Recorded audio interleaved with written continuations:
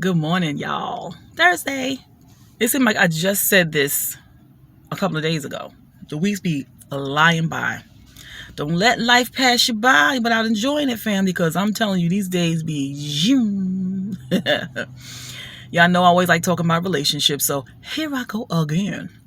Because I was reminiscing last night about a conversation I had with one of my brothers, right? And I remember the first relationship he was talking about where the lady was complaining to me about him, right? And so my thing was always, why do women keep allowing men to mistreat them and then they complain about them, but they stay with them? And I said it to her. And that was my first day meeting her. He had brought this particular young lady to my house and she was doing well. She was pretty well established. I believe she was a police officer, was a correction officer. Either way, she was a nice looking young lady and she had two or three children. And she began to pour her little soul, heart and soul out to me about the things that were going on in their relationship. And I thought it was odd because that was the first day we met.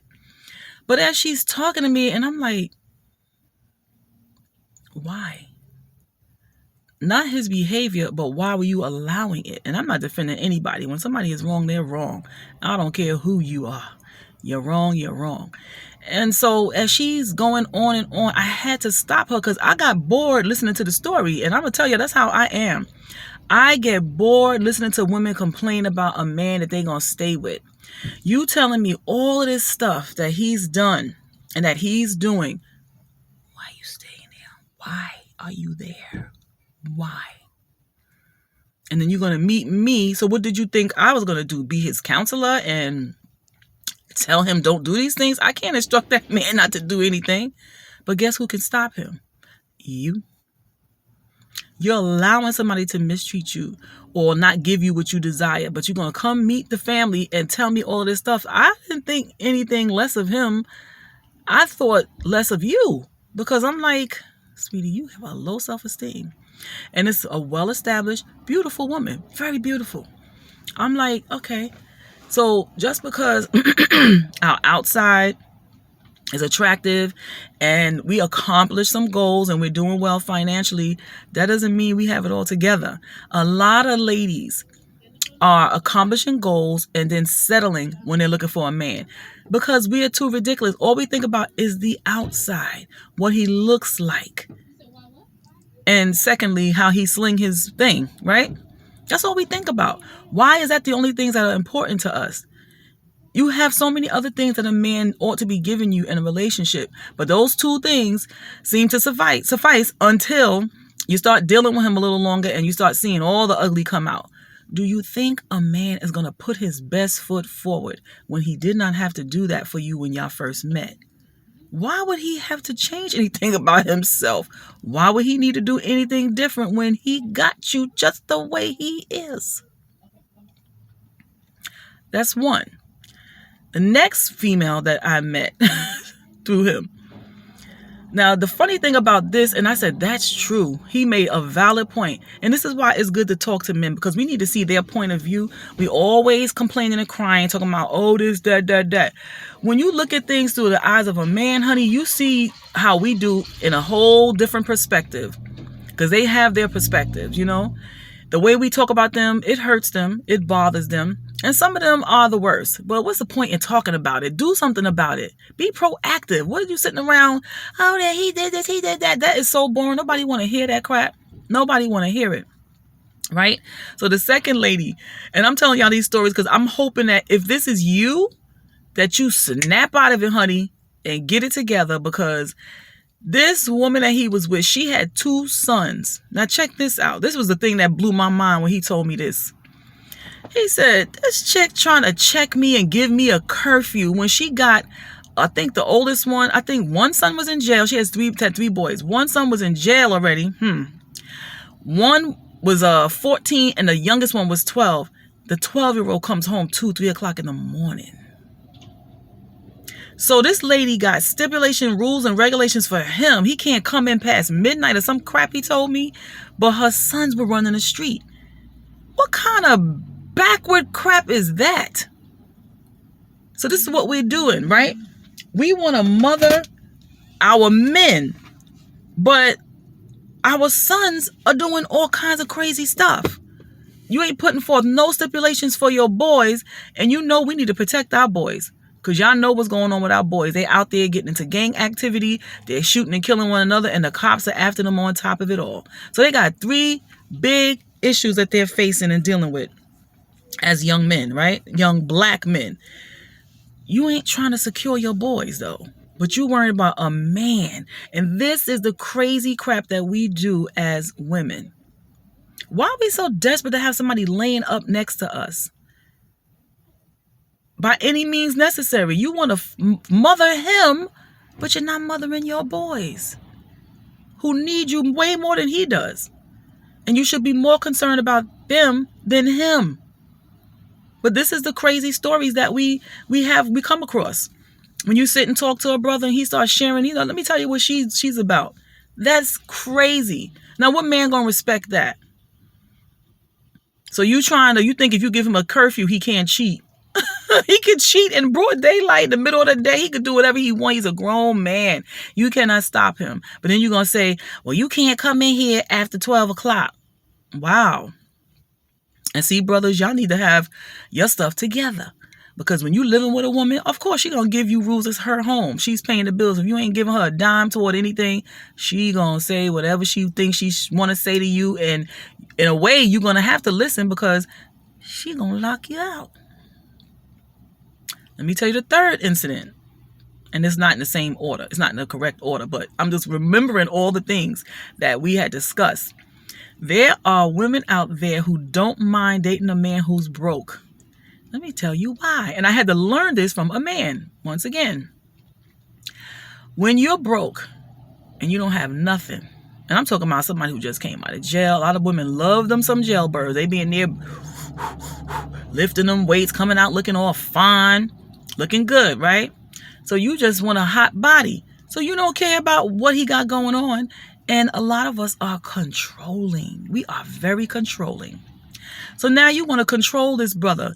First of all, you're trying to act like you're his savior, right? Because you give him a place to stay. I did all of this for you. I was putting money on the books for you. Da da da da da da da. Homeboy come home. He living with you. You know he ain't getting no job right away because a lot of times he got this record. These people ain't going to hire him. So the only job he really could do is sling in the neighborhood, right? You don't want him to do that. So now you're offering him money. Mommy syndrome once again. Now you're giving a grown man an allowance. And what he said to me is that she enjoyed that because that controlled him. If he didn't have much, he couldn't do much. And so he thought that she got a thrill when he said, can I hold something? And she give him a little $5 like he's a child going to school and he need to buy lunch or something. Women, we be bugging. And it's crazy. As I have gotten older, I'm starting to see us. And I always said, oh, these men, this, that. And I regret that because a lot of times we had conversation. My daughters, I didn't allow my daughters to sit amongst my friends and we talking. But as they got older, when they became teenagers, certain things were said in their presence. And I feel kind of bad because you know what? We shape our daughters' beliefs as well. They're watching us deal with men that we shouldn't be dealing with. That wasn't my story because I grew up like that. So I never brought that to my home. My daughters never seen me arguing, fighting, fussing with no man. They never saw it.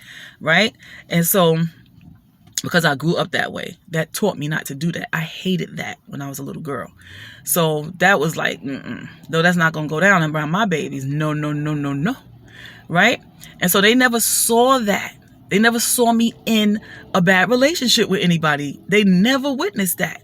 But the negativity that they learned from me was the things I spoke because I was single for 14 whole years, right? No sex for 14 years. Went on dates here and there because I love men. I went on dates. I love the opposite sex. Love to talk to them. Love to hear their voices, so on and so forth. I'm human, right? And so when stuff don't go right or you just laugh about what happened because you're like, oh, I never heard from him again because you know I wasn't giving up anything. So yeah, they was just falling at the wayside because they were like, she ain't doing nothing. Okay, bye. So you know what the man is about, right? Hold out sometime, women. You will find out what he's about like that. They can't hide themselves too long. Whatever their entrance is, you're going to know quickly. And most of the time, we already know. They see you on the outside. They like what they see, and you know what they want. If you ain't giving it, they're gone. See ya. But in any event, the stories that we told in front of our teenage daughters and the things that they witness to, because they walk into school and these grown men are coming at them. They see the grown men talking to me, the things men say out of their mouth. So we compound it too, because it's like, are there any good men in the world? Because every time mommy and her friends are discussing anything, it's bad situations. And we talk about other friends that we know their situations. So all they hear is negativity, and all they experience is negativity, because as women, that's what we've experienced. Since I was 12, the men been coming at me on the street, grown men. So I've always had this feeling toward them, an ill feeling toward men. And it's sad, because there are some good brothers out there. And now some of us have these crazy requests in a man now that's outrageous. These men don't even exist. So now we don't went from accepting any old thing, which some of us are still doing, to now having this high expectation of this God, this man that's a God that you don't want to do nothing for. So we just can't have a balance. And I'm not blaming everything on us. It's because we want protection. It's because we want security. So we don't have a balance in our lives. Ladies, if you are any of the 3 women that I described at the beginning of this video, please take notice of yourself and check yourself, because that is really crazy. To want to control a man, but your boys are running around here doing all kind of crazy mess. Giving the man a curfew, but your boys are outside 2, 3 o'clock in the morning. A 12-year-old, the youngest one was 12. One is in jail because you obviously wasn't giving him a curfew. You obviously wasn't giving him a curfew. He got out there and he was able to get himself in trouble. We got to get it together, ladies, for real. If you want a decent man, you have to be a decent lady. It starts with us. Be single for a little while. Keep your legs closed, for God's sake. Stop it. Check yourself. Fix yourself. Get yourself in a way where you are able to be good in a relationship, and understand that you need to cook and clean and do laundry. Yes. Now, when you get your husband and y'all both are working, then you share all the responsibilities. But if you're home, don't sit there and say, listen, I got a degree. I done got my nails done. I ain't got time to be doing no housework. Don't listen to Cardi B and whatever those other people talking. They got money to buy housekeepers to get housekeepers and people to clean up and cook. Excuse me. You guys don't have it like that. And even if you did, as a woman, that's a part of your duties. That's a part of being a woman, keeping house.